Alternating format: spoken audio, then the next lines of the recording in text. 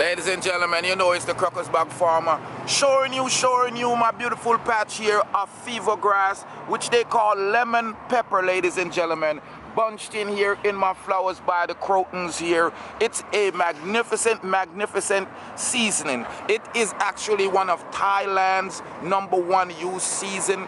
It's called lemon pepper to all the people, ladies and gentlemen. This is the famous fever grass. As you see how it grows, bunched in at the root and exploding at the top with luscious leaves. Fever grass is known to good for dengue fever and all kind of seasoning from tea to soups. So ladies and gentlemen, remember it's the Crocus Bag Farmer showing you this fever grass. Identify it, please, if you see it.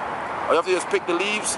Be careful you get cut by the leaves, but rub it and you'll smell that lemon peppery smell. Lemon pepper grass, aka fever grass.